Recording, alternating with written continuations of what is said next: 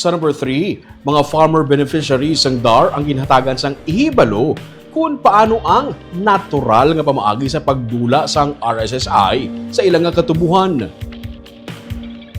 Gintipon sa Department of Agrarian Reform o DAR ang pila ka mga magagmay nga mga sugarcane farmers kag farmer organizations gikan sa nagkaninaing nga mga banwa kag syudad para hatagan sa dugang nga ihibalo sa pagdula sang red stripe soft scale insect o RSSI sa ilang katubuhan.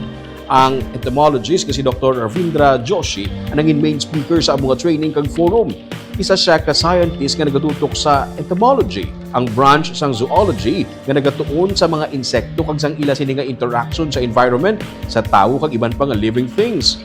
Ginpahangop niya sa mga mangunguma nga ang chemical ang temporaryo lang nga solusyon sa pagdula sa RSSI kag magabalik-balik lang ini. Gitudlo niya ang natural nga pamaagi sa pagdula sang RSSI nga nagadamo kuntig ilinit. Naging partners ang DAR ang Central Philippine State University kung CPSU kung saan nagkatudlo man si Dr. Joshi kag ang RU Foundry and Machine Shop Corporation nga ang founder nga si Ramon Oy Sr. ang isa ka-advocate sang organic farming nga nagahaylo man sa mga mangungumang nga likawan ang paggamit sa kemikal kay pati ang mga insekto nga mapuslanon nga nagabulig kung tani kaon kag patay sa RSSI ang ginapatay man sang kemikal. Kasi when you spray, di ba, when you spray, ano kita mo? Halimbawa na spray ka, ano ba kita mo doon? Halimbawa na gamit ng chemical spray, ano? Na-spray ka, di ba? Tapos kita mo, na farmer na isip, mahulog yan na insect, masaya, ha?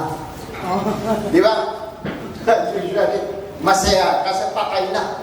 Pero hindi nakita, meron na iba kaibigan, like kagamba, o kagamba.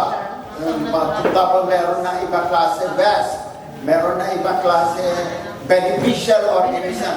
Patay na lahat. Kaya ang nature nagabalot-gabalos na sa ato. Kasi kita usar sa chemical fertilizer, chemical pesticide. So mag-spray ka sa chemical wala, ang talang ng mga bayo ng mga bagay, kaya kadala mo sa mapatay. Kaya ang mga malain na mga bagay, ang mga malain na hilamon, kung sila mapatay.